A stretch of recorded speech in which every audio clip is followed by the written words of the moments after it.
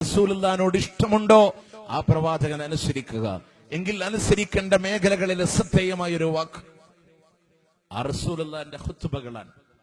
ആ ഖുത്ബയിൽ പ്രവാചകൻ ഖുത്ബ നടത്തുന്ന രംഗങ്ങളിലൂടെ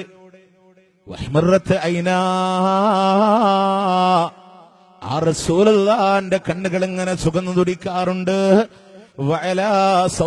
റസൂലുള്ളാഹിന്റെ ശബ്ദമേറാറുണ്ട്.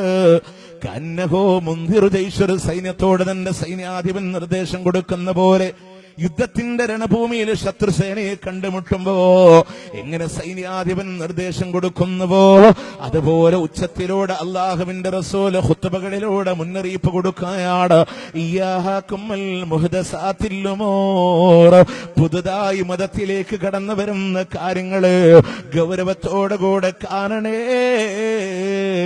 ഗൗരവത്തോടുകൂടെ നിങ്ങൾ കാണണേ. പുതുതായി റബ്ബിന്റെ മതത്തിലൊന്നും വേണ്ട. കുല്ലു ബിദ്അത്തിൻ ദലാല വകുല്ലു ദലാലത്തിൻ ഫിന്നാർ. മതത്തിലേക്ക് പുതുതായി കടന്നു വരുന്ന ഏതേത് കാര്യമുണ്ടോ അത് മുഴുവനും വഴിപിഴച്ചത് തന്നെയാ. എല്ലാ വഴിപിഴച്ചതും നരകത്തിലേക്കാ. അവിടെ നമ്മുടെ ബുദ്ധിക്ക് നല്ലതല്ലേ, അതിനൊന്നൊരു പ്രസക്തിയില്ല. ദീനിലൊരു ബിദ്അത്ത് വന്നോ അതിൽ റസൂലുള്ളാഹിക്ക് ഇഷ്ടമല്ലാതെ അള്ളാന്റെ ഹബീബ് വെറുത്തതാണ്. അതിനുള്ള തെളിവുകൾ നോക്കണേ. മൻ വഖറ സാഹിബ ബിദ്അ ഫഖദ് അആന അലാ ഹദ്മിൽ ഇസ്ലാം. വല്ലാത്ത ഹദീസല്ലേ.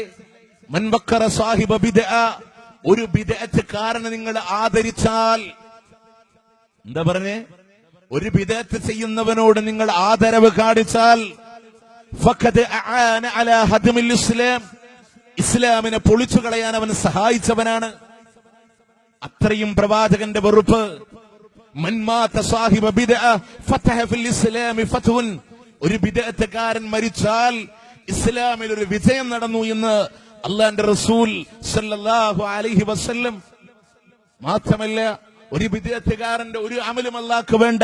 അവന്റെ നമസ്കാരം വേണ്ട, അവന്റെ നോമ്പ് വേണ്ട, അവന്റെ ഹജ്ജ് വേണ്ട, വലാ ഫർള, ഒരു ഫർളും പടച്ച തമ്പുരാന് വേണ്ട, വലാ ഷൈഅ, ഒന്നും പടച്ച തമ്പുരാന് സ്വീകരിക്കില്ല. ഒരു ബിദ്അത്ത്കാരന്റെ ഒരു അമലുകളും അല്ലാഹുക്ക് വേണ്ട. ഈ പറഞ്ഞ ഹദീസുകളെല്ലാം സുന്നത്തും ബിദ്അത്തും എന്ന് പറയുന്ന അമ്പലക്കടവ് അബ്ദുൽ ഹമീദ് ഫൈസി എഴുതിയ ആ പുസ്തകത്തിന്റെ 72ാമത്തെ പേജിലുണ്ട്. ഇനി മുജാഹിദുകൾ പറഞ്ഞ് സ്വീകരിക്കാൻ വയ്യാത്തവർക്ക് ഞാനിപ്പോ ഉദ്ധരിച്ച 4 ഹദീസുകൾ 72ാമത്തെ പേജിൽ അദ്ദേഹം കോട്ട് ചെയ്തിട്ടുണ്ട്. അപ്പൊ അതുകൊണ്ട് തന്നെ ബിദ്അത്തിനോട് റസൂലുള്ളാഹിന്റെ വെറുപ്പ്, മതത്തിലൊന്നും കൊണ്ടുവരല്ലേ.